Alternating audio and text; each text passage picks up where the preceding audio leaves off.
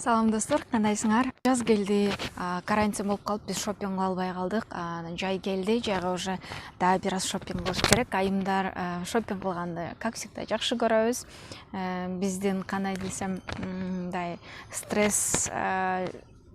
стресстерди чыгара турган чыгаруунун бир жолу, стресстердин чыгаруунун бир жолу бул биз үчүн шопинг.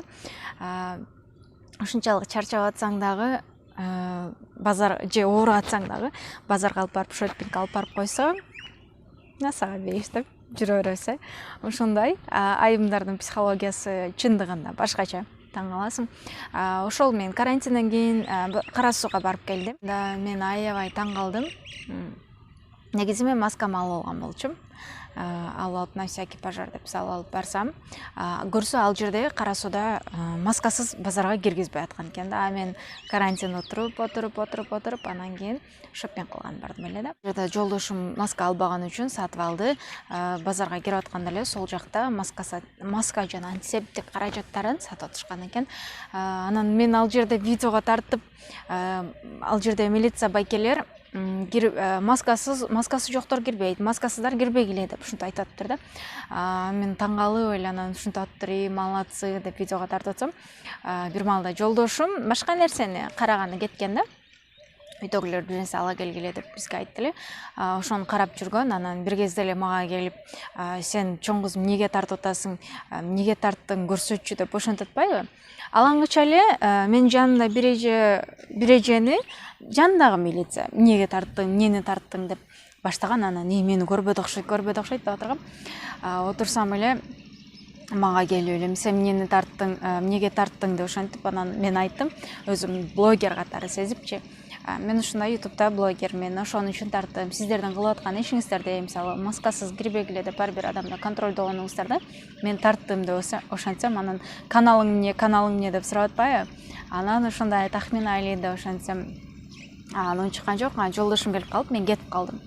Ошол тартып алган кыска видеому көрсөтөм. Анан базардын ичиндеги окуя болсо, эшиктен киргичекти, мисалы, бардыгы маскачан кирип атат да. Оронгон эжелер шарфтарын мындай кылып алып кирип атышат. Анан бирок мени өкүндүргөн нерсе, ушинтип алар үчүн как будто биздин ден соолугубуз алар үчүн керектей сезилди да, өзүмөчү. Анткени ал жакта маска менен кирдик, базардын ичинде болсо элдер болсо маскасын минтип асып алган, же болбосо колунда жүрөт, же болбосо жок, ушундай свободно эле жүрүшөт да. Контроль үчүн эле башка бирөө керектейчи. Анан ден соолугубуз биз үчүн керек эмес экен да деп, анан да бир базарга бардым.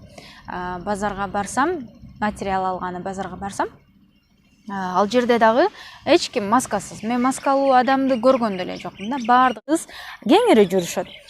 Таң калып койдум. Мен деле маскам менен барган эмесмин да. Анан все, карантин бүтүптүр да деген психология менде ой келди. Андан соң бир кезде эле мен кызыма бут кийим алайын деп атсам, комиссия келип атат, текшерүү келип атат, маскаңарды такыла деди. Жан сатуучу балдар, бизде маска жок деп эле ушинтип калышты эле. Анан кийин силер бул жерде клиентке окшоп эле тура бергиле деп ошентти да. Мен аябай таң калдым. Дагы бир ошол жерде өкүндүм, ден соолугубуз башкалар үчүн керектей мамиле кылат экенбиз депчи. Салам достор, кандайсыңар? Бүгүн биз Кара Суудабыз. Тураталы базары. Мынтип маскасыз киргизбей атат. Базар ачык экен, бирок маскасыз киргизбей атат.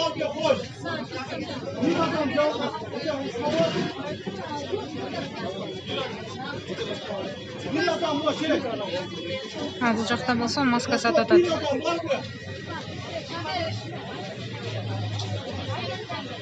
И плюс антисептиктерди сатып атат.